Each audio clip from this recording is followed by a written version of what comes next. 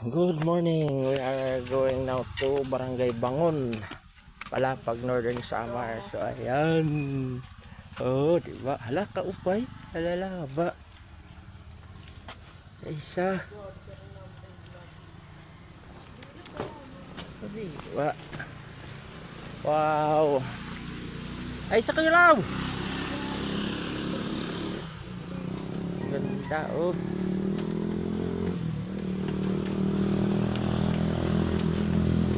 Diba? Ayan o.